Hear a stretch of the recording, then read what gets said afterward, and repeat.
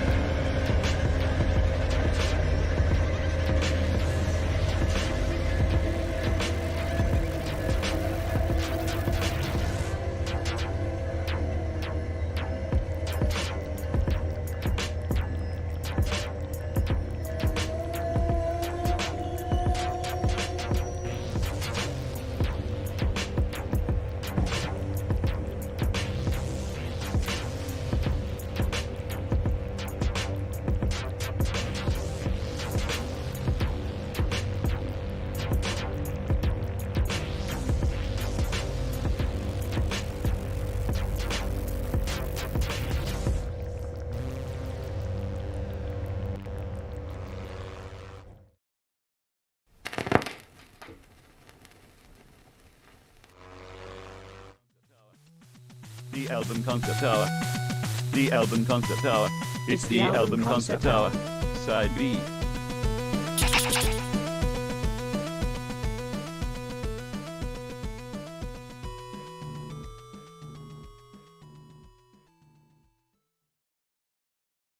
Welcome, everybody, to the album concept hour, side B. I am your host, as always.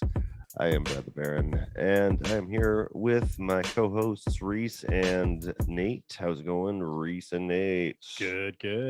Yeah. Nate's off in space. He's got a DeLorean, just in case he needs to, make a safe exit.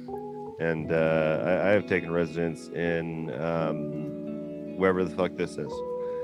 We have a great episode for you guys tonight about the great state of Virginia, but unfortunately, we do not have the guest that we may have advertised. You may have seen on an advertisement. Tino is unable to join us because of.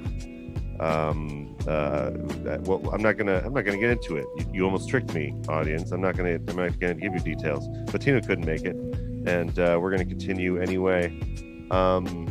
Nate, is there a reason the background music is still going so much?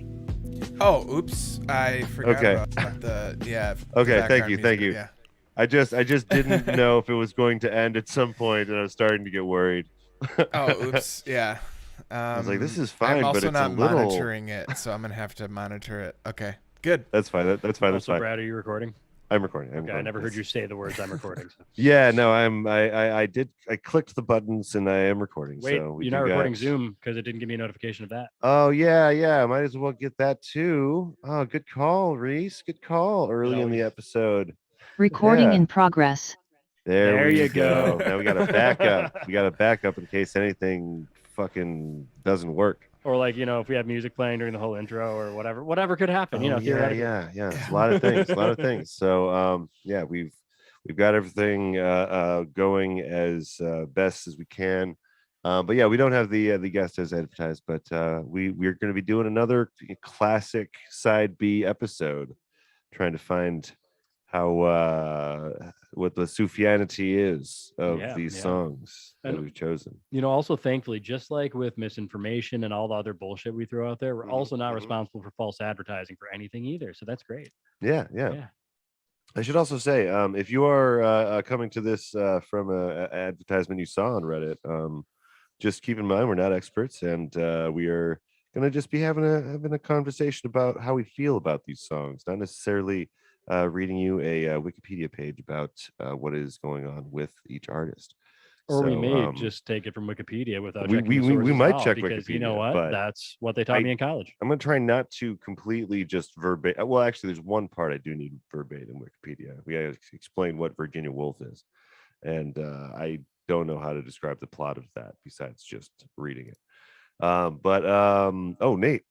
Oh, that's so frightening when with the background you have, because you just disappear into outer space. You know? Yeah, I'm scared for you. But anyway, yeah, so we got a bunch of fun songs for you guys today. We got some Nico Case. We got some of this little hyper pop thing called Parker, which I'm really enjoying. And with the Dresden Dolls and yeah, Virginia Woolf. So yeah, a few Virginia centric things that we could scrub up from the musical landscape. And yeah, if you want an in-depth breakdown of each track in a more technical sense, then go watch a like 10-minute video essay of said video or song. I'm definitely not bitter about comments that I've seen on Reddit. But we'll move on.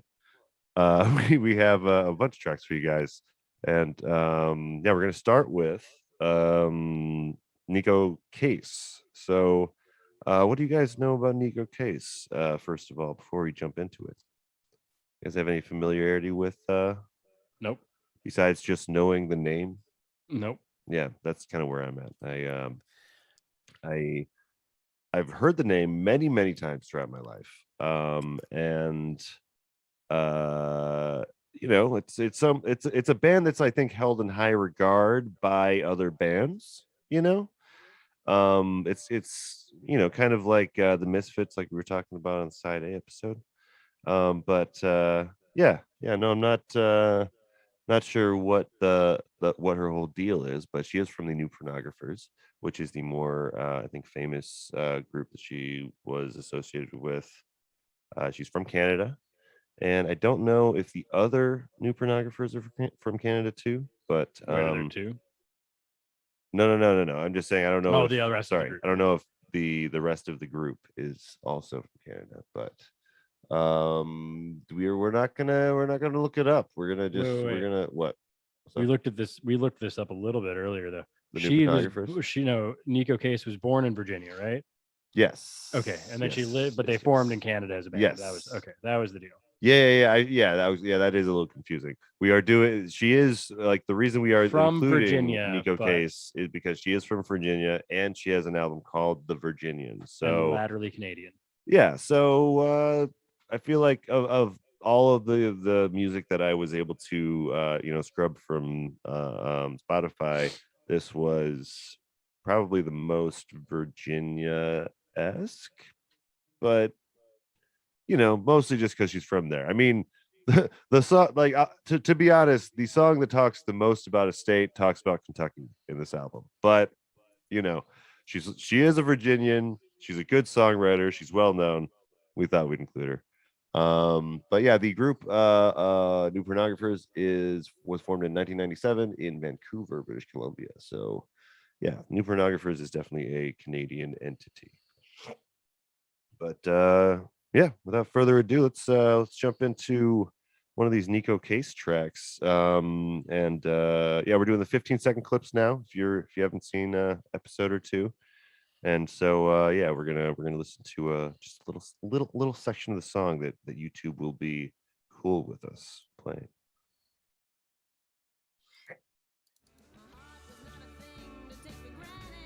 You can hear it.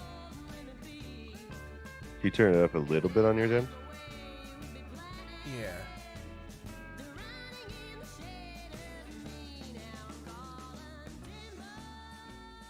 Think. Yeah, I have you at 100 for that one, for Okay. your volume in the chord, the Discord.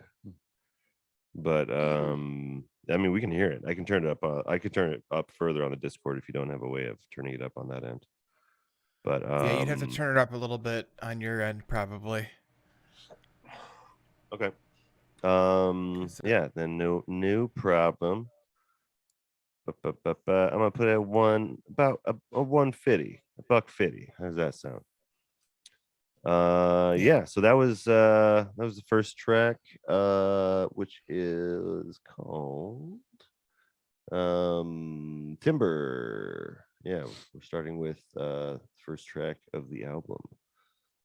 But Yeah, I mean, I thought like not bad, but pretty typical American country. Like also not obnoxiously pop country, a little more classic styling, but Yeah, that's the yeah. thing is they're mostly described as indie rock in a lot of things that I was looking at. Yeah, So it seems like they have maybe indie rock roots, but like enjoy the style of older country or something. I got to do a little dig. I did see. I tried to glance over some Wikipedia pages, and it seems like this was like almost a concept album, with Okay. a separate band from the New Pornographers. Okay. Um, Okay. and I don't know if that's all of what Nika Case and her boyfriends as a group did, Yeah. but Well, this is the first album, I oh believe, really? from Nico Okay. Case.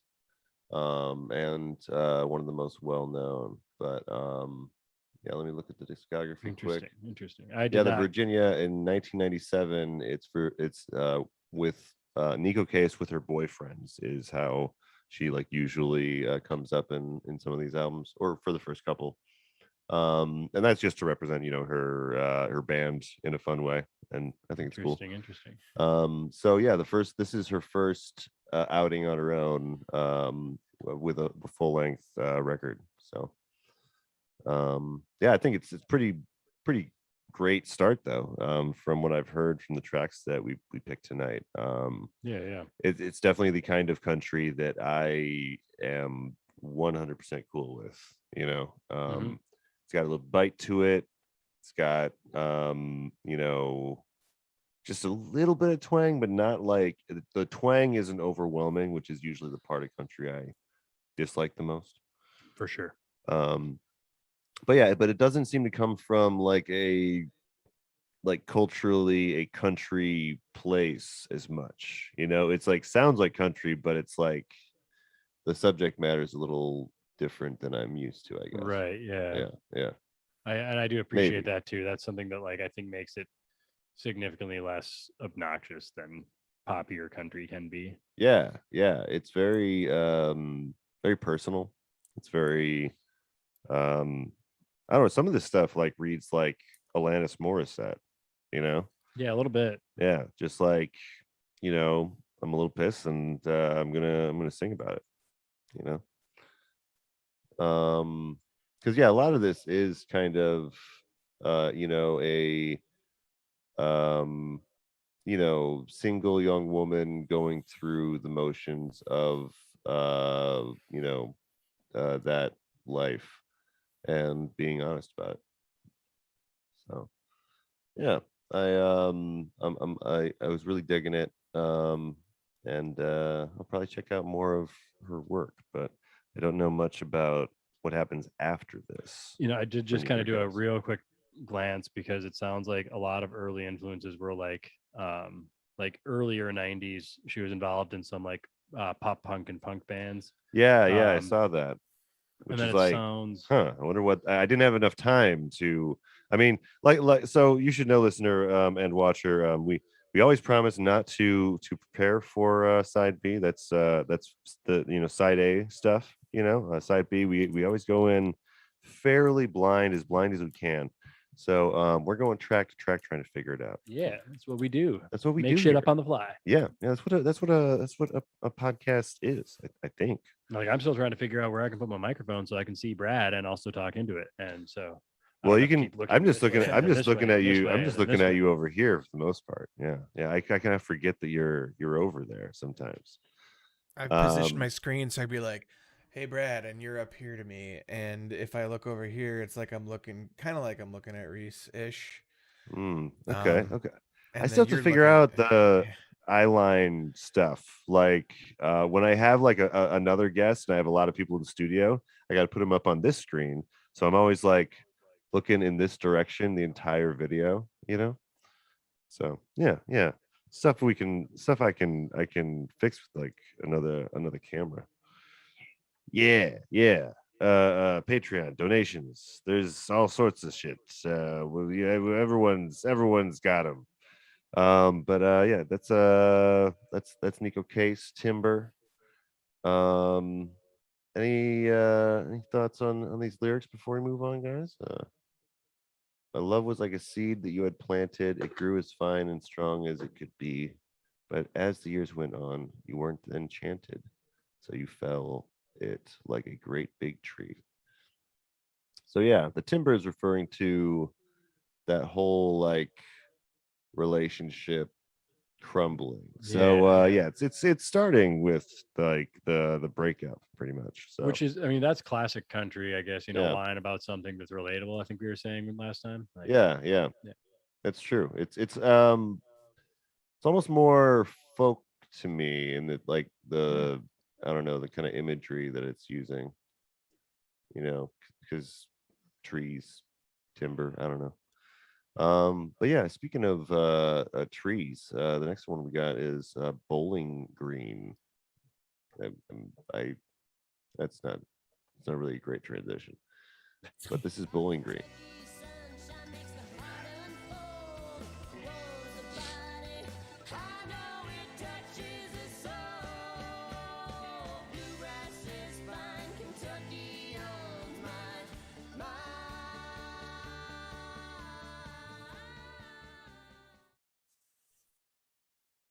Yeah. Yeah, here at Side B, we love it when people talk about states, but That's true. But it's the wrong state But- for this one. it is the wrong state this time. I mean, I appreciate her, teasing us the state, before she gets to the Virginian proper, but I'm assuming like being from Virginia, she's got a real close connection to Kentucky in general. You know what I mean? Yeah. They're Yeah. like they if you're from that like the tip of it or whatever, they're all pretty close. It's like five states or something that are pretty within driving distance of each other. I used to live in the Indiana region. I don't tell people that much, so don't tell people, guys. Understandable. I wouldn't say if I was from Indiana either. I know. It's we'll talk about it when we get to the Indiana episode, actually. But yeah, no. This is kind of a very Sufjan-esque song. I think there actually was one where he talked about I think it was in the Michigan album. He was talking about going down to Indiana or Illinois to hang out on one of the tracks. So even Sufjan does go outside of the states. So I feel like it fits. It fits. Okay, I just got to throw this out there because I was looking at a map because I am shaky enough on my geography. I'm pretty good with geography. Like, if you're in Virginia, Bowling Green's just about as far through Kentucky as you can possibly go before you're out of Kentucky. Oh, so it's not even close to the border or anything. No, it's not. It's actually closer to Nashville. That's probably what it's referencing then. Because I mean, it does talk about bluegrass. Yeah. Bluegrass is fine. Kentucky owns my mind.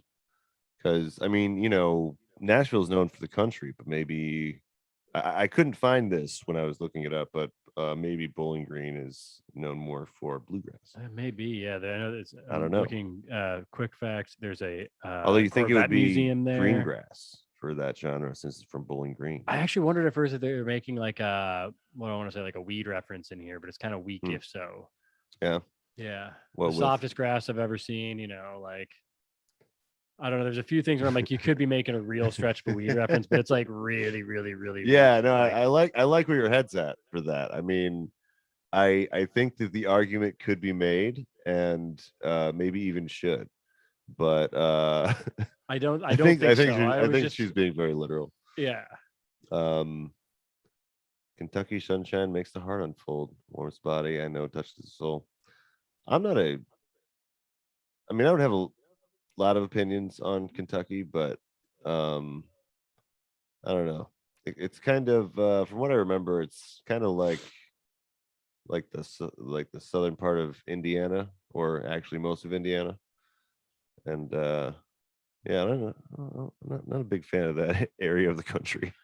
But to be fair, Indiana's trying to kill me too. Like there's been 2 car accidents in Indiana that Indiana was trying to suck me back into it. So I think Indiana has beef with me.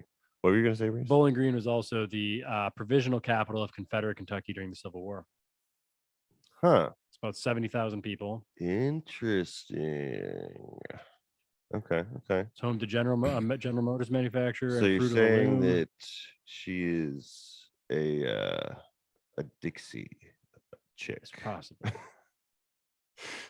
No, Not trying to read I too doubt- deeply no, into no, this I- either. I- I just like to I'm shut up. no. I'm not making any assumptions about Nico Case on that front. It's also I'm real just joking. possible that Bowling Green just rhymed real well with what she was trying to put together. Bowl of green, Bowling You never know. Green. Yeah. Huh? Coincidence? Yeah. This next track is Caroline, though, with a K. So yeah, this is the 5th track on the Virginian. We skipped a couple tracks just because I don't know, we felt like this one was better. Yep. Don't add us.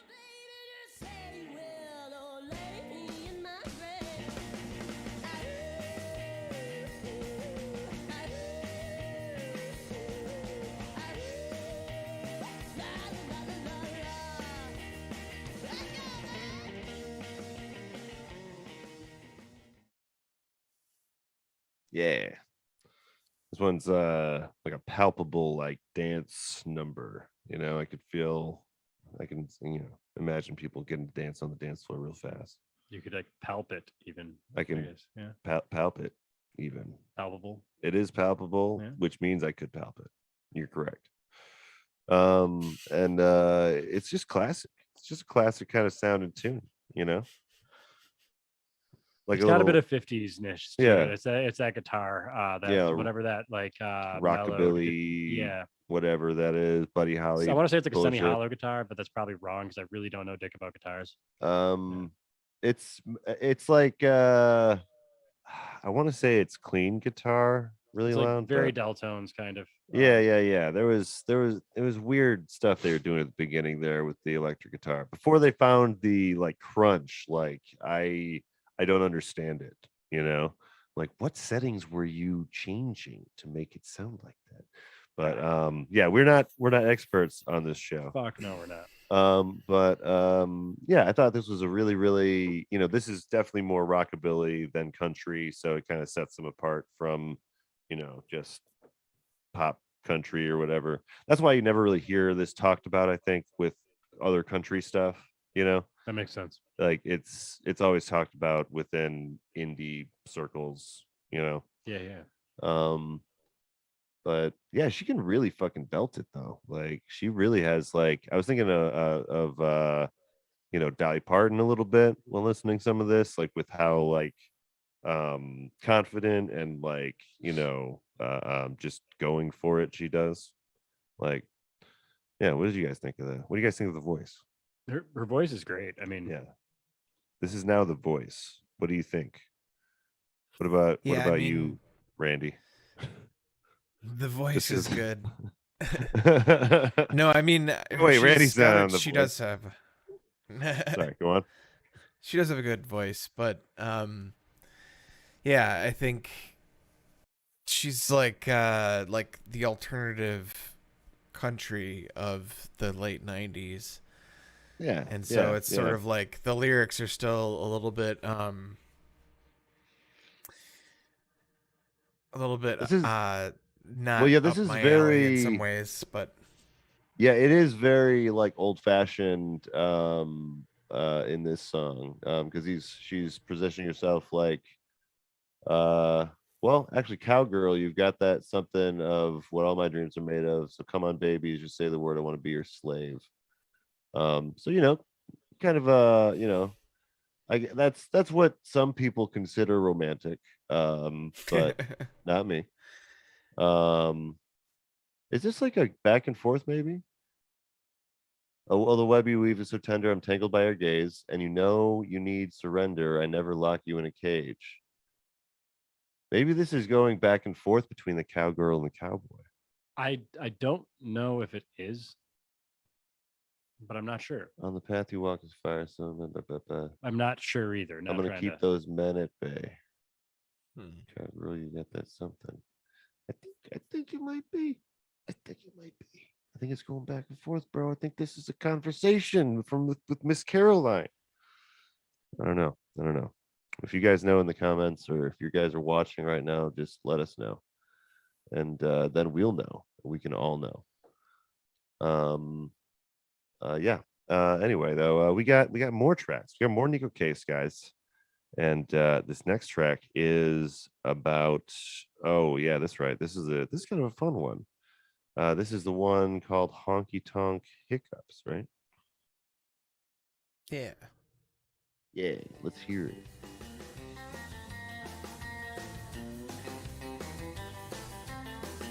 Well, I was feeling love as my baby made me go down to the honky tonk and hillbilly show. An hour in the line, and I finally made the door, but the hiccups kept coming into more, more, more.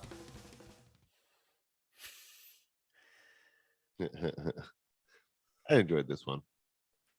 I thought this was a real, just fun, classic country kind of scenario. Definitely some of that kind of like honky tonk beat to it. Yeah. Again, it's honky tonk twang that doesn't make me want to put needles in my ears. You know what I mean? Yeah. It reaches like a certain percentage of twang. It's just it's right on the edge. I need to leave. Yeah. I need it gone from my life. But this is just it's got the guitar that's normally accompanied with the twang. You know, the do do do do do do. It's kind of that bluesy country western kind of thing. You know, it's where it's like, because that's the thing, country and blues.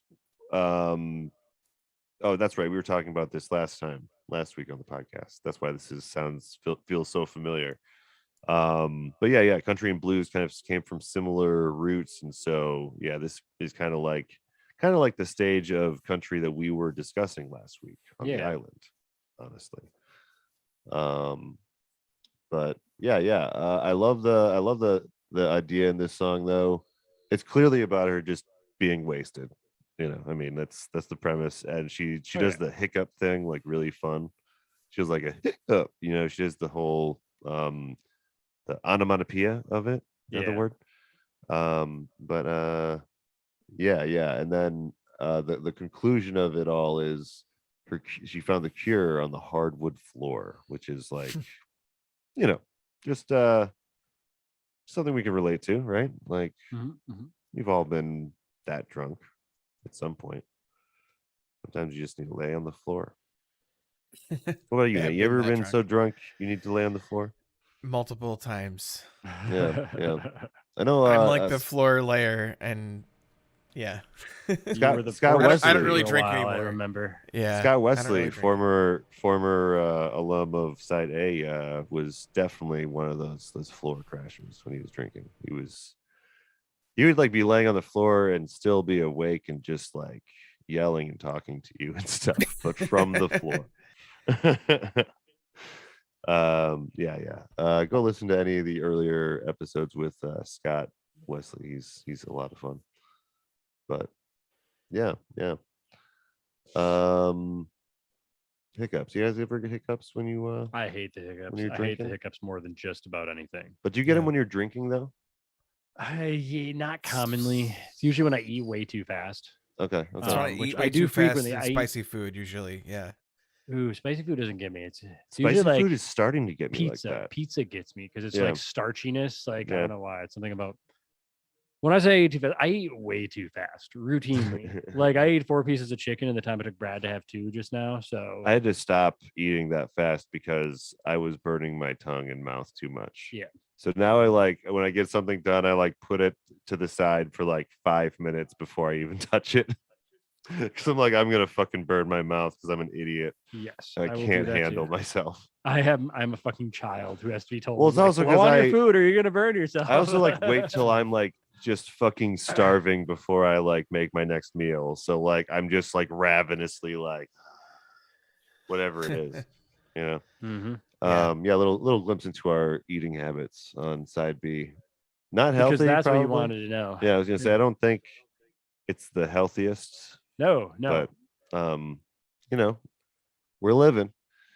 This next track for you Here for a good time, not a long time. It's not bad. It should be on a mug or something. This next track is the titular track of the album. This is The Virginian. When I was young, I knew a girl who wouldn't love God as a test or gamble with her happiness and so led astray. So she did turn her father. Now, this one I really connected with, I think. Did you guys see the lyrics for this one when we No, were? I did not. Oh man, this is like, I'm I looking at did. them right now from what I can see on there. so it's kind of about the just, I guess, living as a godless woman in general. I would guess that maybe she's from a religious background and decided to go against that or something. Hmm. From how it sounds, but yeah, I knew a girl who wouldn't love God as a test or gamble with her happiness and so led astray. Um, so it seems to be like a song um about being an atheist, about living without belief. And my mom was a former pastor's wife turned atheist, so she kind of had a similar journey as the song here. And yeah, it's kind of hard when you're transitioning out of the church into the unknown, you know. um and I mean, if you know anyone that's newly atheist, you might know what that's like. Yep. But yeah. Um, it's really, really, I don't know, eloquently sung and laid out. Like, I feel like this one's like an instant kind of classic thing, you know? Yeah. I mean, and I get it. And again, it brings me back to the sound of like, I don't know. I appreciate like the artistry in making this song that it's right on the edge. Like, because Yeah, I try to not dismiss good country just because I typically would say if you ask me that I hate country, yeah, because there yeah, is good country out there. And this is yeah, right on the edge where it's poppy, but it's not so heavily poppy that it becomes like that really, it's not overproduced. And that's maybe a part of it is it's got a pretty genuine production quality. yeah. Um, Because it does sound like, this could fit in the 80s or even late 70s, honestly. yeah, yeah. Um, I mean, it definitely sounds more polished than like, we were listening to last week, but like Yes.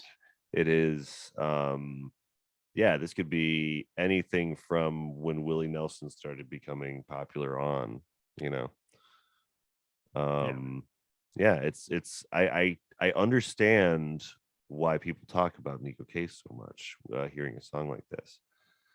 I would Um be curious to hear her voice applied to like another genre too, which is why yeah, I may yeah, need to dig in a little because again, like the country thing never does it for me that much, but like yeah. her voice is really incredible and I'd love to Hmm. hear that applied to indie, to something punkish, to something Yeah, like well, it's like, I mean, really, it's only pretty recently that there's been like an influx of like women in all the various genres and allowed to shine in those genres. Mhm. Like they've always been there, of course, in the different genres, like fending for themselves and trying to like make it. But like, there's a little more support, it seems, nowadays for girls that want to do some alternative. And because like Hole, for instance, Hole like never got the recognition it deserves Yeah. because of conspiracy theories people have and feelings about Kurt Cobain in general. Because I mean, she didn't, she acted like crazy, but not much crazier than the other people in the scene, you know, Yeah. like it was par for the course, honestly, like for grunge people, like so yeah, I don't know. It's one of those things where like I don't know, part of me feels like I haven't seen Nico's Case like on a bigger pedestal because of that kind of stuff, you know. Or I've just been blind to it, you know. It Yeah. could be just everyone's listening to Nico Case behind my back and I just don't know it, you know. But yeah, there's definitely some country I could put on in the background and and actually relax. You should ask Luis about Nico Case. I will when I get back. Yeah. I'm very curious now because Luis is like our country guy. He really is. You know, like God, what an asshole. I know. He's like the most well versed country person that I know. Honestly, well, I guess Jake Foster would maybe resent that notion. He would but probably resent that. Yeah.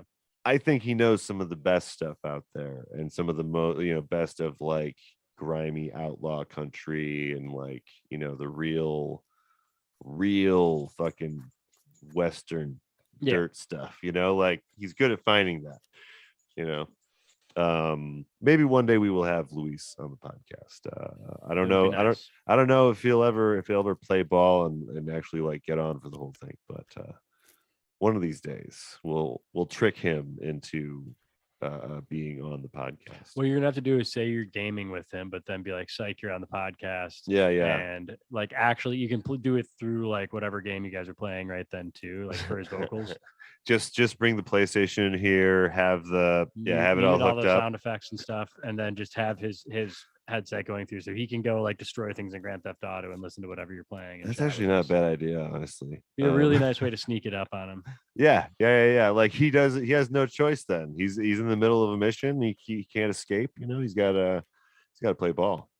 It would be really good if it's like a big, long heist mission in GTA or something. Yeah, where, yeah. You have to be on this thing for like 2 hours. Has anyone done that yet? A full podcast as normal, but one member is playing a video game the entire time. Let me know out there if that is a podcast that you are doing right now, and we have just stepped on your toes there. But it doesn't sound like a good idea. No, it's not. Played It's out. going to be But terrible, but I don't know. We'll try it out for Luis and see how it works. But yeah. How many more do we have? I didn't count the list tonight. We're gonna be on track 6. Remember, I'm sorry. The next one will be Nico Case's Duchess. 6 of 14. Okay, all right. Then we'll do a couple more before we go on to our break. This next one is Duchess. When you're coming across, makes me feel like a thief. When you're bleeding, Duchess, light up your candles for me.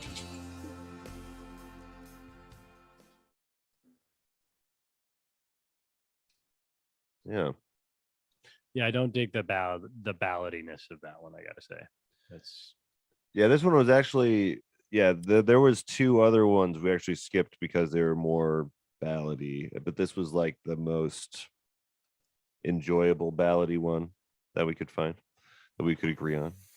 fair enough. Very much a ballad. It's I noticed that she puts it in the perspective, either she's put it in the perspective of a man, or she is the perspective of a woman talking about another woman. But it's, I noticed in this song it's Duchess, in the other song it was Cowgirl, which is, it is definitely a country thing to do that, I guess. Never mind, what am I talking about? There's plenty of male country songs where like they talk in the perspective of a female, actually. I learned today though that on Twitter, her pronouns on Twitter are she, sir, and she said in an interview recently that she, something along the lines of gender fluidity, basically. Yeah. She said something like she's always felt more on the male. She has more something male about in her than female. Yeah, in her vase. Kind of actually similar to the perspective I kind of came up with before this like newer language for things. I was all about the, internal balancing of masculine and feminine qualities and shit. It was more about, philosophy in your head or whatever, rather than, anyway, we don't have to get into all that. But I think that she's coming from a similar kind of perspective, kind of an Eastern inspired perspective on the masculine and feminine, which is kind of different than how the West describes it and talks about it. I just found an old quote that was apparently it gets repeated quite often, which was Nico K saying, "If being gay, and if being gay is a choice, why am I not the lesbian I desperately want to be?" Which is kind of a weird statement, but also like, but reading these lyrics, that makes sense. Yeah, like, yeah. Well, she wants to be true to herself. Yeah. So, yeah. Maybe it's just something that I don't know. It's something that she's from an earlier generation than today, and it's only really kind of becoming more acceptable to talk about that stuff in public more recently. So who knows if it might have come up more if this kind of thing were happening back then in 97. Who knows? But oh shit. Okay, sorry. What? This song was written by Scott Walker. Oh no. I just saw this. Oh no. Scott Walker covered it. No, you're right. No, you're right. Written by. I didn't read the line right above. But not the same Scott Walker I'm thinking. Not the former Wisconsin governor Scott Walker.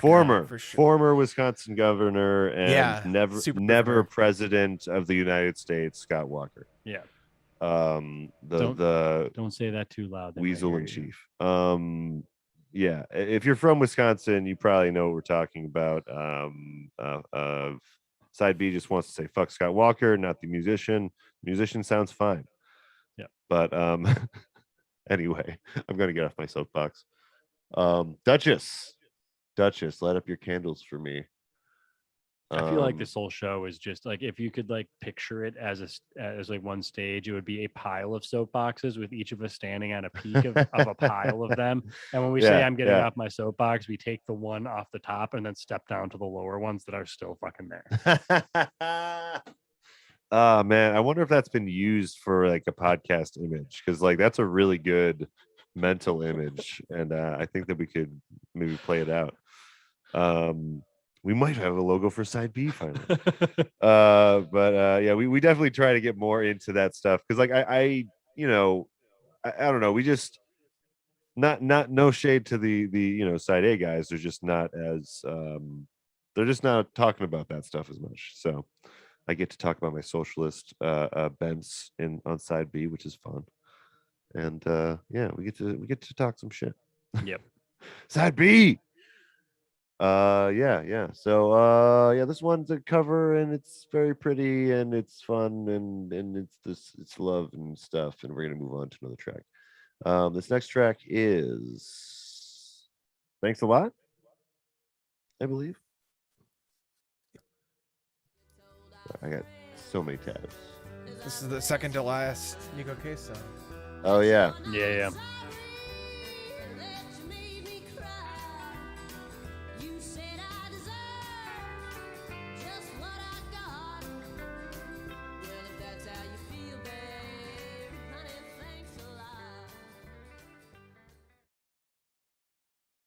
Okay, so that's also a cover. Yeah, that is also a cover. I actually really don't mind that with country, folk, etc. It's that idea of, we've discussed this on prior episodes and stuff, of like, there's always a prior version of the song, and as long as it's credited, I never give a fuck. And this seems to be very well credited as a cover, and I can appreciate that. Yeah, it's kind of one of those things that never left country, where like rock, it like the name of the game is always to reinvent. And like sometimes you have success with covers, sometimes you don't, but it's not it's not the focus usually. But in country, there's a lot more of that. Well, maybe not pop country, I don't know. Those, I can't imagine most of what I hear on the radio is covers of good songs. Fair. But there's that is the tradition, though. That is one of the oldest traditions of music, is just taking something that you enjoy, that inspired you, and making your rendition of it. Yeah. I mean, I think I obviously never quote me on anything on the show, but like Jolene is probably one of the most covered songs. Oh yeah. Like every fucking country artist, every folk singer, from from very primitive folk to Mhm. like more polished stuff is all covered Jolene. Yeah, the closest rock has to that is like House of the Rising Sun. You know, Yeah, which which I don't have to hear for the rest of my life. I honestly. know. But not that it's a bad song. It's Just fine. dear fucking God, It's stop just, playing it all the time, everywhere. Yeah. It's the last cover of it. What was it, by Disturbed? Fuck, I don't know. I was so mad though that there was another cover, and I was like, no need. There's no need. There is like the more metal side of things, like a nice kind of harkening back to some of the earlier days of heavy metal and stuff. So like there's a lot of like Sabbath, Dio, like what do I want to say, like Judas Priest, Iron Maiden covers coming out nowadays that I really appreciate. Well, yeah, that's 2 a very Minutes to different Late thing. Night. Yeah. Has a lot of that.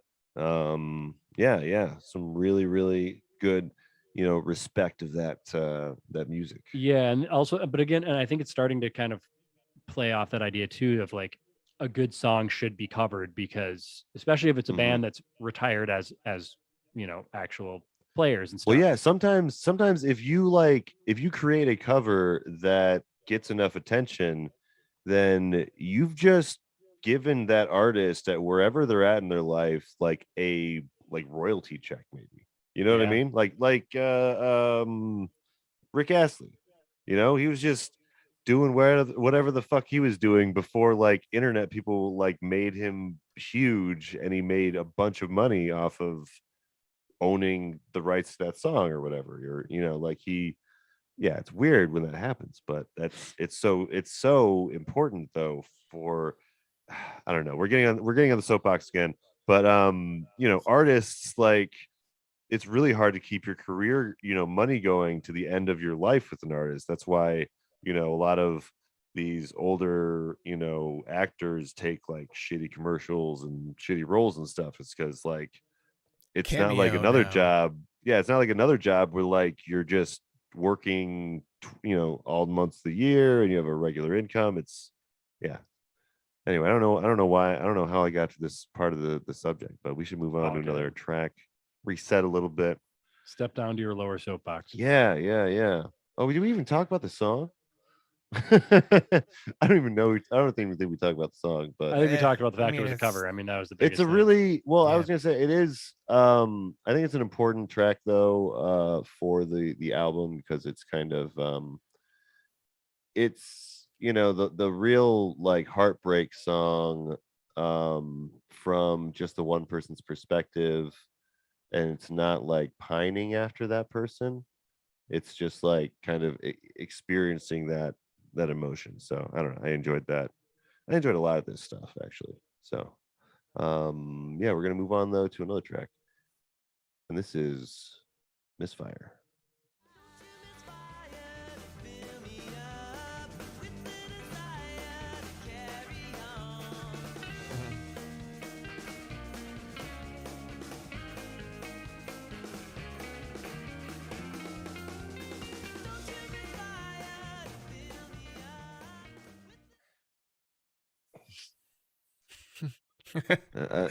Yeah, I'm just so immature.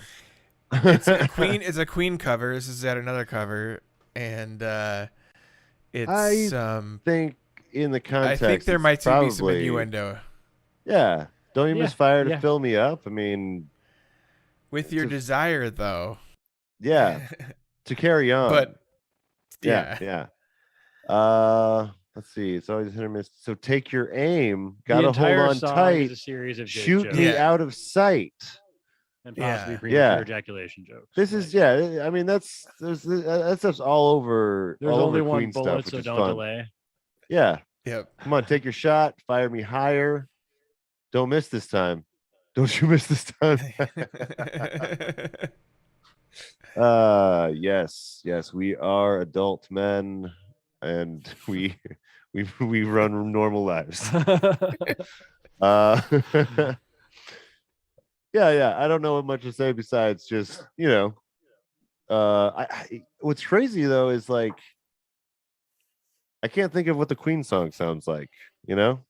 While hearing this. It was from Sheer Heart Attack, it said, and that's one is that an early one. It is earlier, and it is one of their rockier ones in a way, or I mean, dare I say, like they're always ballad. I don't know. Sheer Heart Attack's got like a weird energy to it that's different from a lot of their other recordings. Oh yeah. It's still got that It's the third album. album cover. Killer Queen. Yeah, that kind of Killer Van Halen-esque Queen. album Yeah. cover is what I would say. Yeah. Okay. This is almost. This is 10 out of 13 in that album. But yeah, if you want, you can listen to the Queen version. I think this though shows again the indie rock side of the band. So yeah, I don't know. You know what it is partly too, as far as Queen, I'm just looking at the original track listing. You almost never hear the B side of that album, Sheer Heart Attack. Yeah. I know I've listened to it, but it's like, so front side, Brighton Rock, Killer Queen, Flick of the Wrist, Now I'm Here, like some bigger ones, and then like the backside, the B side is like In the Lap of the Gods, Stone Cold Crazy, Dear Friends, Misfire. Bring Back That Leroy Brown, which I'd say is probably the most popular one on that side, dare I say. Stone Cold Crazy's up there ish, but I don't know. Like none of the other ones on the B side jump out at me so much. Yeah, I've heard that album, of course, but like probably just like once or twice. Besides Killer Queen, everyone's heard Killer Queen a bunch. That's the one that kind of was definitely the hit from the side. Yeah. Big hit. It's got their name in the title. It's a titular song. It's one of the most important songs they ever made. Misfire. Bunch of cum jokes. If you guys want a bunch of cum jokes, Misfire, go look it up. I like it. I like this album. I like Nico Case and her boyfriends. I like that it's country, but there's some sauciness here and there, it's fun. It's a good old time, something Dolly Parton would be proud of. I wonder if they've gotten together before. They should. They haven't. I'd love to hear it. But yeah, we're gonna take a little break, and then we're going to get back at you guys with another 6 tracks, right? 6 tracks. We got 2 from each of 3 things. So we'll tell you when we get to the other side of this. But thanks for watching, and we will be right back. Dun, dun, dun. Whatever you do, don't stop. It's only been an hour since everyone on Earth heard those same words. And after seeing what happens, I won't be stopping anytime soon. Their screams kept me moving, and I'm exhausted. He'd stopped moving. Black tears streamed down his expressionless face, and then he smiled. I wish I could say witnessing his dying moments was the most horrific thing to happen to me today. Thank you for checking out Flyover State TV. You found yourself on the live channel of Flyover State Park, which is a podcast, media, and arts network out of Madison, Wisconsin. On this channel, we do a live version of our podcast, The Album Concept Hour Side B, and another live video series called The Island, where we listen to place-based music in certain genres and also listen to the playlists that our guests have compiled for us. That's me, Nate, the producer, and that's Brad, the founder of Flyover State Park, and that's Reese, who is just kind of there, I guess. Enjoy your flight through flyover country.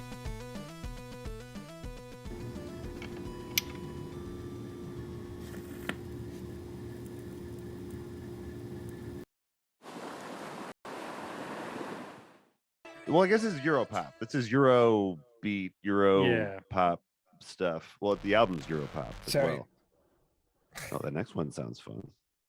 Yeah, I lost track of where my cursor was across my 3 screens.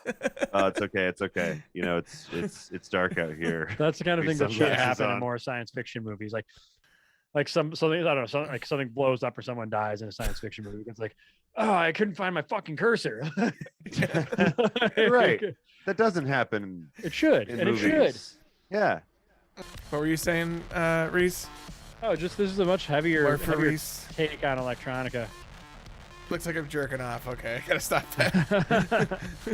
This is Jason Statham driving music. Just, yes. Yeah, basically. Standing at the door and you're like, I don't know if I should go in there. And then you start bobbing your head and you're like, I'm fucking going in there.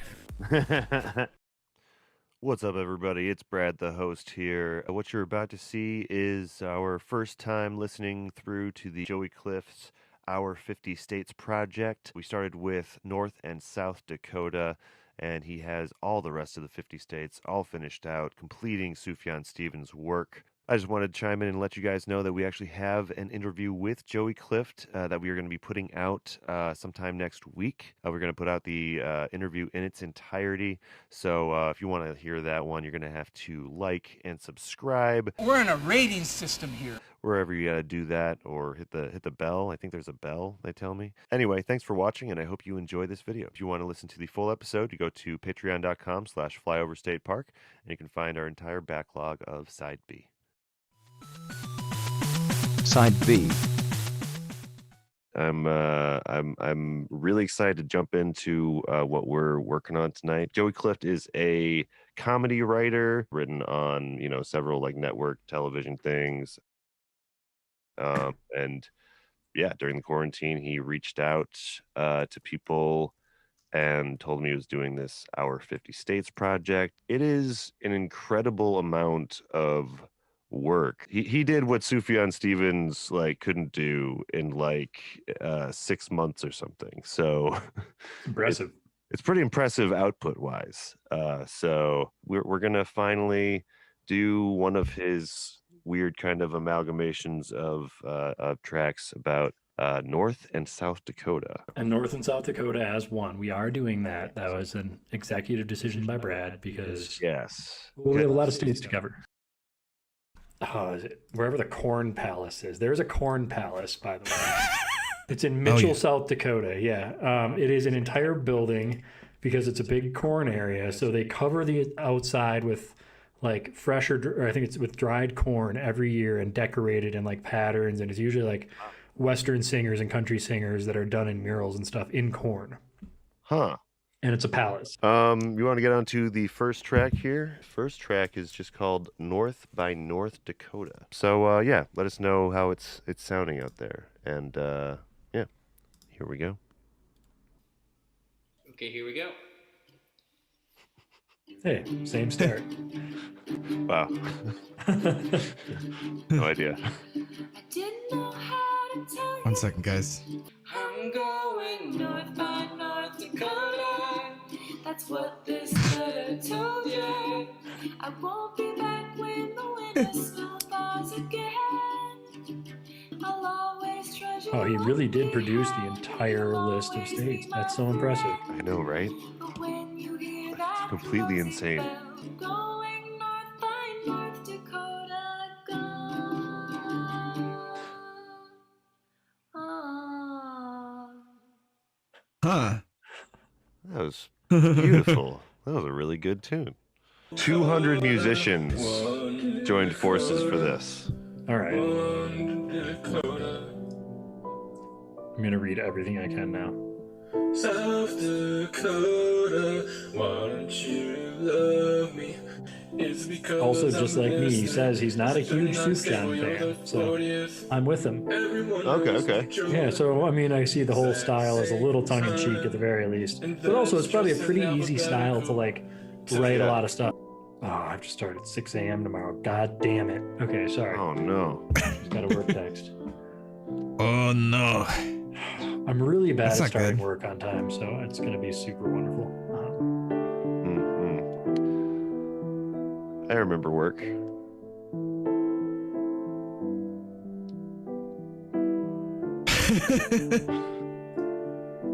I love how there's this sad piano playing and you're like, I remember work in the before times when the people could go outside and play.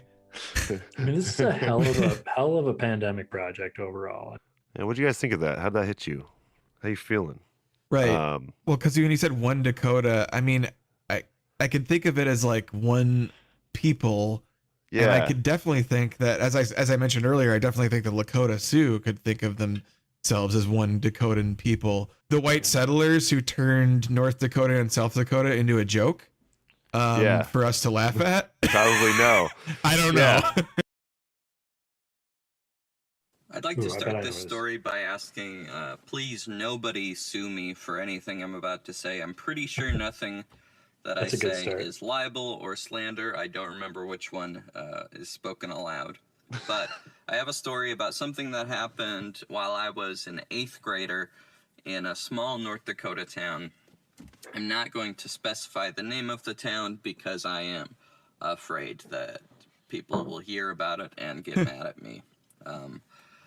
So the wrestling team became somewhat infamous nationally very briefly in February, about 10 years ago, in my small town, because the team had stopped on the way to a tournament. They'd stopped on the side of the road in order to slaughter a raccoon.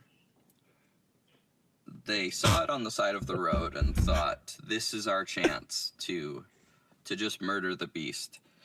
And 4 or 5 students, as well as the coach, got off and just beat the shit out of this poor animal.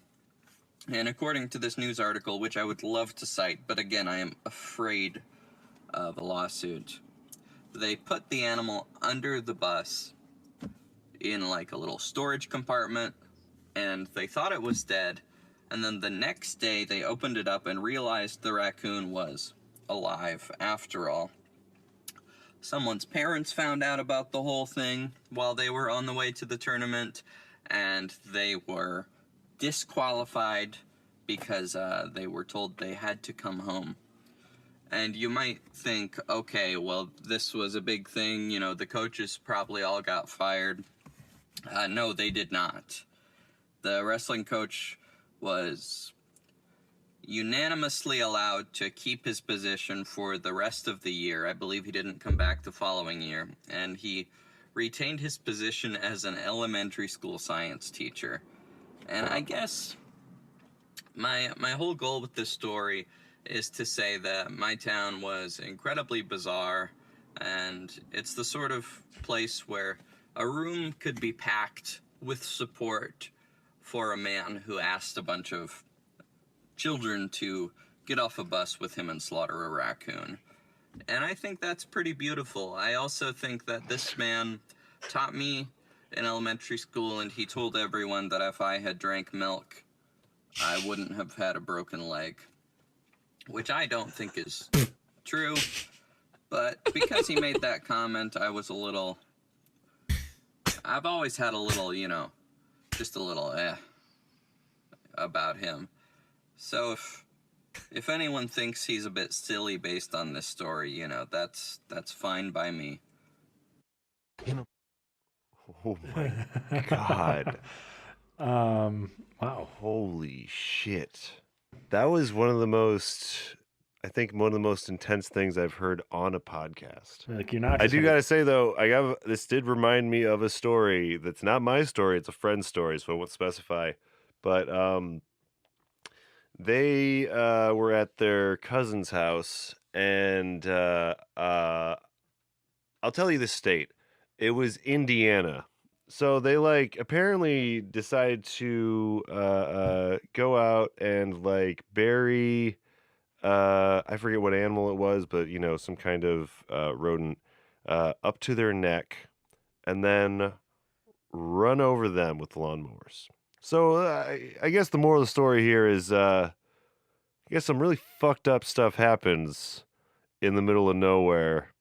Yeah. That you only really hear from firsthand accounts. Thanks for watching. Next week, we will be interviewing Joey Clift, the architect of the Our 50 States project, and we are going to go over our top 15 from the, 500 and some odd songs that were in that project. We're in a rating system here.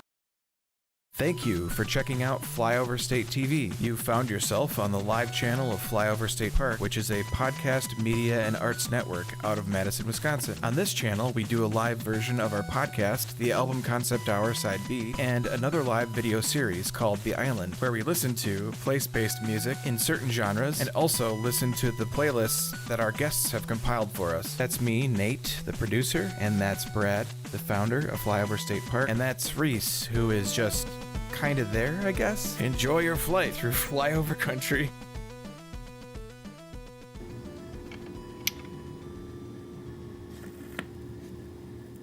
Give me a thumbs up when we're good. Thumbs up. Welcome back, everybody, to the Album Concept Hour Side B. This is the other side of the break, as I was hinting at before we went on break. And here we are. I'm Brad. It's Nate and Reese. You know this already. Ooh. Our names are next to our bubbles, so I don't know why I keep on mentioning it. We have some more tracks left for you guys about the great state Where's my camera? of Virginia. And yeah, but when we last left you, we were talking about Nico Case and her boyfriends and the Virginian. But for this next part of the podcast, we have three artists coming up. We have I have too many windows open. There it is. We have Parker, and that's Parker with a 4. And this is someone Oz Quinn, I think is their is one of their names, rapper, singer, producer. This is a trans female producer and has done a lot of really good producing with Little J, L.A. Capone, Young Pappy, and P. Rico. And yeah, this is her own thing. And I really dig it. So yeah, let's check it out. This is Parker with 2 a.m.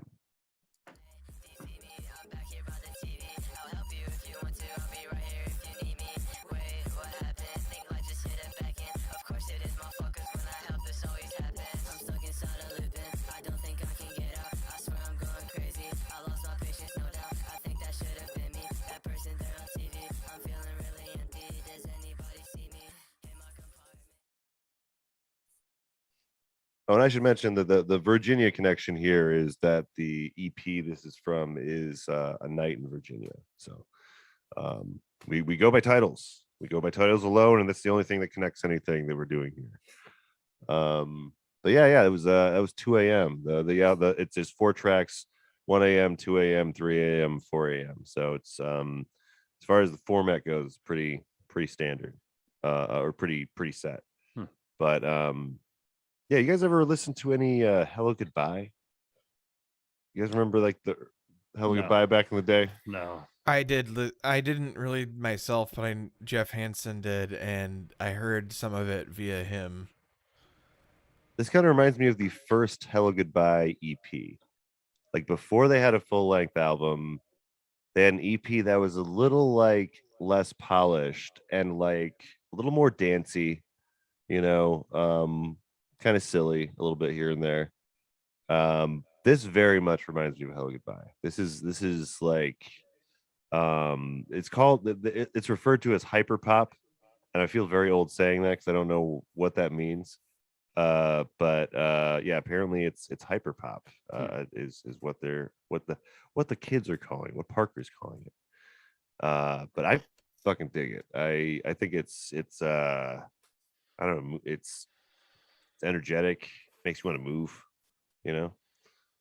We don't have lyrics up. This is a less less big artist right now, but it could be one of those up and coming artists, so you never know. She does seem to be working with a lot of cool people and doing a lot of producing, so yeah, I dig it. I dig Parker. What do you think, Nate? Yeah, you wanna this make you want to move? This make you want the to music. Get up out of your seat and dance around a little bit? A You little don't have bit, to right yeah. now. You don't have No. to right now. I'm not saying you should right now, but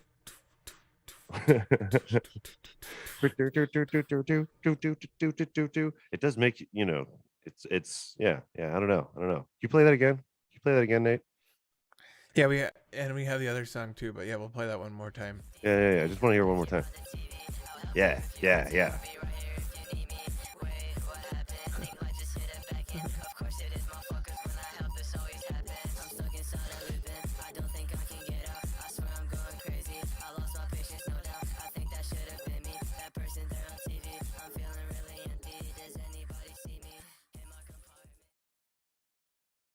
Yeah. Fucking dope.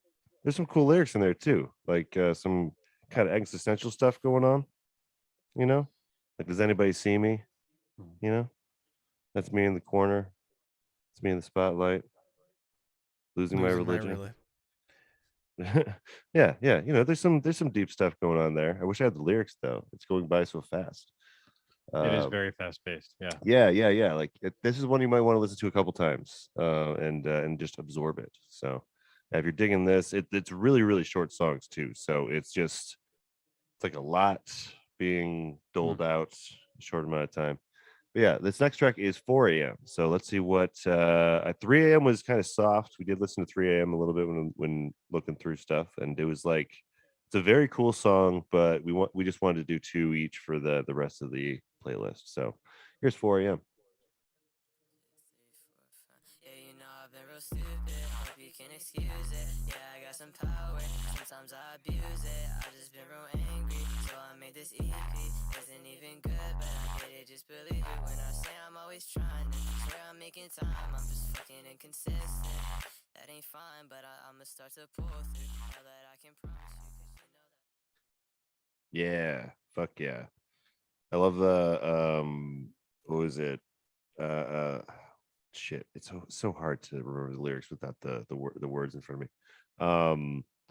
But oh yeah. They make a like jab at themselves like I was so angry that I released this EP. It's not even good or something. It's got self-deprecating moment there. But yeah, it seems like there's a little bit of a sense of humor in this shit. Yeah, I don't know. It's definitely like newer style of like hip hop sounds in there. It's very Gen Z Very Gen Z. music. Yeah. It does feel very Gen Z. But unlike most Gen Z stuff, I kind of dig it. Like usually with Gen Z stuff, I'm like, I don't know. I don't know. But I think it's probably because it sounds a little like Hell Goodbye. I think it's like a little entrance for me into the sound. It's kind of like that, like I mean, there was like a few good ones, but it was kind of like that obnoxious uh uh like groups of white boy rappers in the 2000s just rapping about just hardcore intense stuff with like just mostly yelling with dance beats, you know what I'm talking about. I can't remember any of the names of those groups, but there was like several of them. It was a big thing. But yeah, no, this is good though. This is yeah, I enjoy this. Parker is going places, I think, especially if they're producing all this shit too. Yeah, I hope to see more from Parker. But we're gonna move on to another group. This is a little group called the Dresden Dolls. Now, did you guys have any familiarity with the Dresden Dolls growing up? No, high I did school not either. days? Yeah, this whole thing, I don't think I had a familiarity with a single artist on this. Did you ever see like people with Dresden Dolls like shirts or anything? Yes. Okay. Now, did you ever talk to any of those people? I don't know. I'm trying to think who those people were. Like, were those like? I feel like in my school it was mostly like goth kids. I could see that. Yeah. Like the kids that would have like Tool shirts too, and like Marilyn Manson, and maybe some Disturbed or something. But then I heard it and I was like, huh, why is this in with all of that? Why is this in with that crowd? Still doesn't really make sense. Maybe my memory's off. But she's married to Neil Gaiman. What? Amanda Palmer, yeah, is married to Neil Okay. Gaiman. That's random. There's an Interesting. entire controversy, history of controversy with her as well. With her, Okay. having told off a disabled fan who was offended by one of her things, and Yeah. she That married makes you look really Neil good. Gaiman in the early 2010s, and Okay. then I read this whole article about it earlier. It was interesting. Okay. Interesting. So that was what they were doing before or after, or that's what she did after all of this that we're about to hear. Because I think what we're looking at came out in 2006. Okay. And I'll be honest. I'll be honest at the front of these two tracks. I'm not really that into it. Yeah. But Yeah, I feel that. But it's the album is Yes, Virginia, and I was always just morbidly curious, like what was the Dresden Dolls like? I don't think there was a song that I really like knew of them that people would be played at parties or what have you. Thankfully. Yeah, as it turns out. There's just something up with the production. But let's get into the first track we got here for you. It's Backstabber from Yes, Virginia. Try to contain yourself.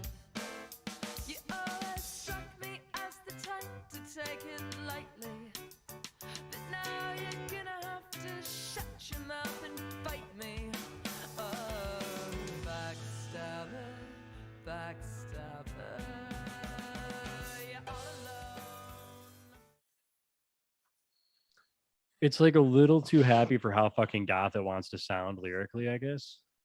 That's maybe what gets me a little. It's just it's just a little disconnect. It's nothing. That's what I think bugged me about this. Yeah. It's kind of like trying to do the Misfits thing a little bit, but it's not.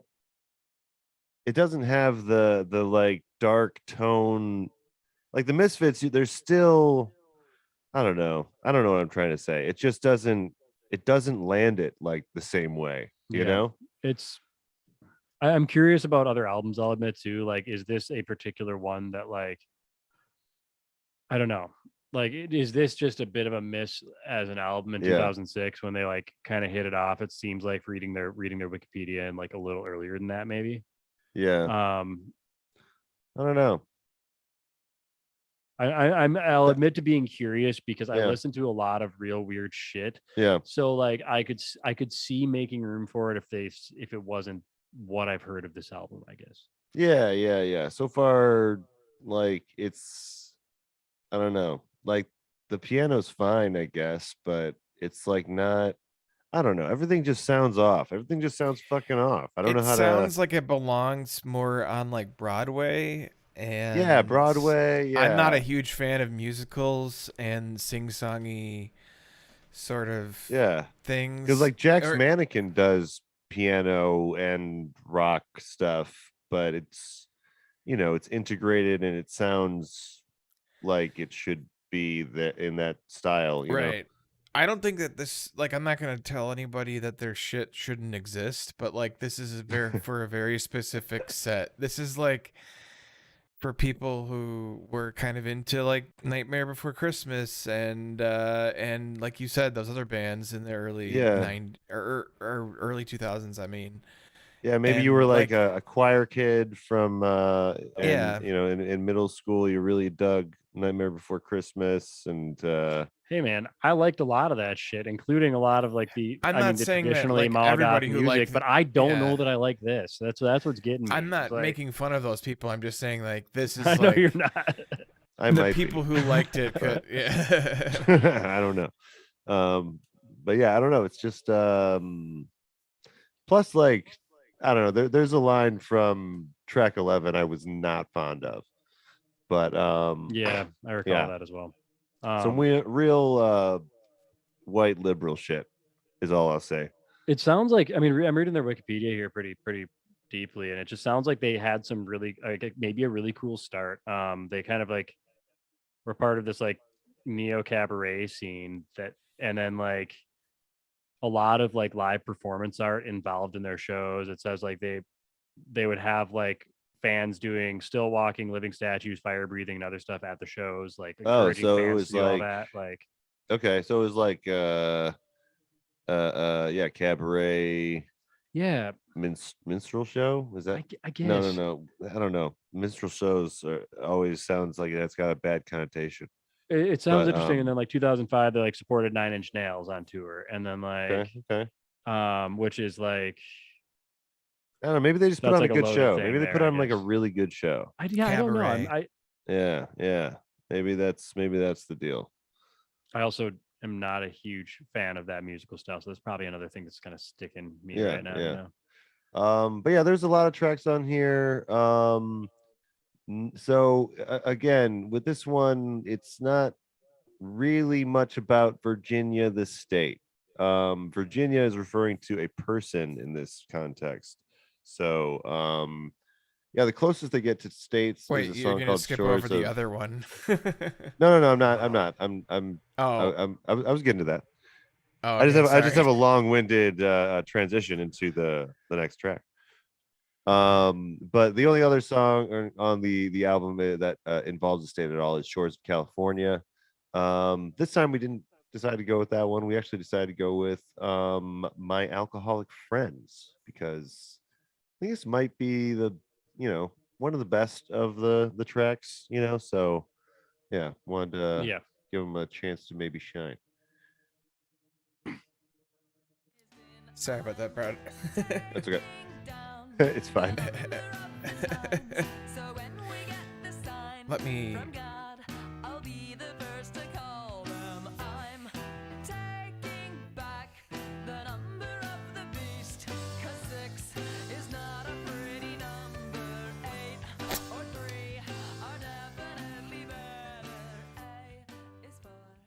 I don't understand. I think I've heard that song before, actually, come to think of it. Yeah. And it may have been in a TV show, actually, come to think of that as well. I'm not sure. I don't know why. It just sounds like something that was in the background of like a sitcom. Maybe Charmed. I'm thinking or like something. I never watched One enough of Tree it, but, like, Hill. One Tree Hill's the one I always bring up. But I'm thinking something Dawson's like Creek? Weeds or something. I don't know why. Like, yeah, you're right. It would be Like, later because it's yeah. 2006. But yeah, I feel like this is a solid track. This is a solid track.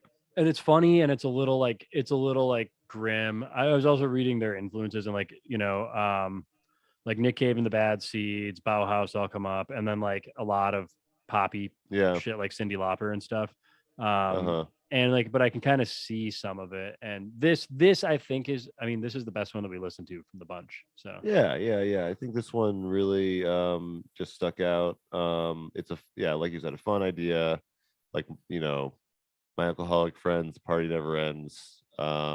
Just the wording of alcoholic friends instead of like me getting drunk with my friends. It's like, yeah, we know it's a problem. Yeah. We're having fun. Kind of like what is that one song Amy Winehouse had, to Take Me Away from Rehab or whatever. I think it's just called Rehab. She said, try to make me go to rehab. Try to I make me said, go to no, rehab. no. Yeah. Yeah, that one. Yeah. That's a similar kind of like tongue-in-cheek kind of like thing going on. I'd also throw out there as far as like, I mean, we listened to a few songs from them the other day, and I will assume too, as you said, about like they're probably really fun to see live. It's probably hilarious and a blast, and that's something that I can respect, even if I don't necessarily dig what I hear all the time with them. Well, there's one track that I actually I appreciated as like a kind of piece of art, but we didn't choose it as we are all cis men. It's called First Orgasm, and it's her describing her first orgasm, I think. So we didn't feel like you wanted to hear us vividly describe the lyrics in detail. just it's a good it's an interesting song though, and I think it's worth a mention. And yeah, but then yeah, Mandy goes to med school, has some questionable stuff going on in there. But yeah, that's Dresden Dolls. I always thought they were just, I guess for me probably the biggest takeaway is like I just thought that they were gonna have more edge to them. I just Yeah, thought I was I expecting know. more crunchy, like maybe screaming, yelling stuff, but yeah, I was expecting anything but this. So Yeah. yeah, I don't know. But the last two tracks we have for you guys are from a musical, I believe. No, play. It was a play. Musical? I don't know. I know that it was a movie at some point, but Who's Afraid of Virginia Woolf? Oh yeah. It was on Broadway, so maybe that is maybe it is a This is not from musical. the musical though. This is an album from. No, I know. I'm just wondering what the Okay. original Okay. one was. It's like it was a play, So not a musical, but there was a film adaptation that had a score that was really good, and people covered it, including one Jimmy Smith. So this is going to be the next two tracks. We want to just end things just cool, and relaxed. So the next two tracks are just going to be real smooth. This is Who's Afraid of Virginia Woolf, Part 1.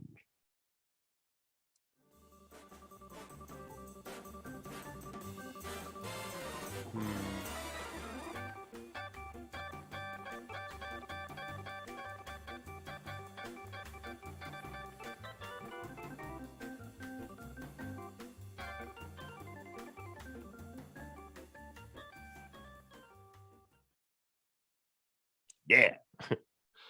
Yeah, that's like some stuff that you hear in the background of a Austin Powers scene or something, Yeah. Yeah. It's considered jazz. There's a better term for it. Oh, here we go. Here's what one of the 2.5-star reviews from Michael G. Nastos said. The music tends to be corny and overly dramatic, based in soul jazz and boogaloo. It's dated even for its time period, 1964, and a bit bland.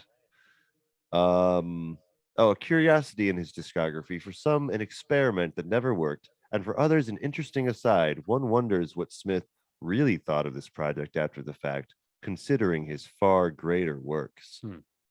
This guy sounds pretentious as fuck. Yeah. There's a there's a reason that pretty much the occupation of reviewing was completely changed over to like randos on the internet. You know what I mean? It's because of shit like this. Because they took a piece of art and they're like, I can't enjoy this. This is bad.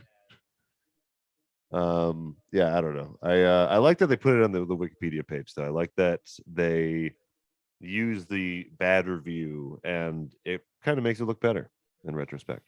It's a good move. Good move on their part. Yeah, I don't know. What do you guys know about Jimmy Smith, guys? Not a ton, actually. I'm not particularly familiar with him. I know I've. You tell me you're not like Jimmy Smith aficionado, born in Norristown, Pennsylvania, 1925, December 8th. I mean, he did hard bop, mainstream jazz, jazz funk, and jazz fusion. You're telling me you don't know that? I think it's the fact that his primary instrument's a Hammond organ that probably didn't sell me on it super easily. You mean you didn't even remember the fact that he was on Blue Note, Verve, or Milestone, or even Elektra? That didn't even jog your memory. Okay, that's fine. That's fine. Well, he's a jazz guy. He's one of them jazz pianists, and he knows what the fuck is up. He's apparently doing some funky stuff in 1966 or whenever this came out, 1964 actually. But yeah, he's really shredding on the fucking piano in this album. Or the Hammond organ, I do believe. Yeah. Now, have you guys seen Who's Afraid of Virginia Woolf? Nope. You guys know anything about the I was actually just vaguely reading up, but I didn't get very far through it. So well, I think Virginia Woolf is actually referring to a person, like an old writer, yes, right? that is correct. And apparently in the movie, there's like a scene where the husband comes up to the wife like creepily and is like, "Who's afraid of Virginia Woolf?" and like the big bad wolf kind of thing. So that's why I'm sure it's really intense in the play / movie, but yeah, it's supposed to be a really good play, is what I've heard. Like, reading it didn't seem that intense, but you know, it's like almost 100 years ago or some shit. Right. This came out. So yeah, we're not the proper audience. We're not the correct audience for Who's Afraid of Virginia Woolf. But yeah, if you're a Virginia Woolf head out there, let us know in the comments how you feel about this usage of Virginia Woolf. If you think the movie / play tarnished her legacy as a writer. Yeah. What okay, does anybody know anything about Virginia Woolf? How about that? Anyone know anything about Virginia Woolf? No, Sadly, I don't. Very little. Yeah, I mean, it's I don't know what to tell you guys. This is music, and we're listening to it. This next track is Who's Afraid of Virginia Woolf Part 2.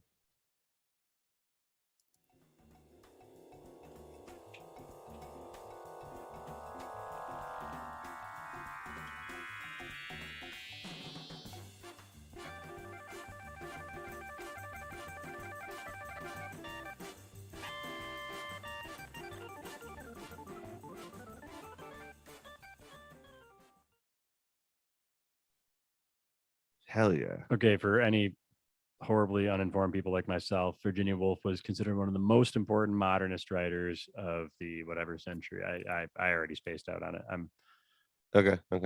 Yeah. I should probably know that, but I a contemporary with Jane Austen, perhaps. Yeah. Oh, Yes. that sounds right. I'm not. Yes. I'm wikied out. I mean, it's it's so long ago. What do you people want from me? I can only speed read so many Wikipedia articles so fast, Brad. Yeah. I know. It's fine. It's just it's been a long week. It's this is cursed week at Flyover State Park. It is. If you haven't been paying attention, Dustin released a episode or Haptic GG released an episode of Through the Fog called Cursed, and yeah, we covered some Misfits, their Cursed album Static Age. And today was just a cursed day. So yeah, it's cursed excuse me, cursed week. Oh wow, this had on radio here under the radio tab for never mind. I was gonna say that Nico is Case. Like I said, we may be Wikipedia. Yeah, I was gonna say this is getting late in the podcast, and honestly, it's just I just wanted to end the episode with some nice music, some nice smooth. I just didn't want to end it with Dresden Dolls. Yeah, I guess I didn't want to. I wanted to lessen the amount of Dresden Dolls and increase the amount of anything else. Sorry, Dresden Dolls fans out there. I know I've alienated a whole group of people, but you know. Every episode they've already been pretty alienated from the rest of society, so it's okay. Yeah. They've already been kind of put aside. Yeah. I was trying to categorize them. I mean, what did I say before? I was like I feel like if I was at a kind of bitchy college art opening, that somebody would be like, "I love the Dresden Dolls," and yeah. I could see that. Yeah, an art. Yeah. Opening for an art exhibit, or possibly like the Craig High School theater group. I don't know. That maybe fits as well. Yeah, not like the tech folks that I was buddies with, like Nate and Jeff, but you know, the actual theater ones. Yeah, all the Craig people know what you're talking about for sure. But yeah. So that's all we. I mean, it's who's with Virginia Woolf. Overall, what do you guys think? Sufjanity on this list? First half pretty high, second half pretty low. Yeah. Yep. What do you think, Nate? What do you think?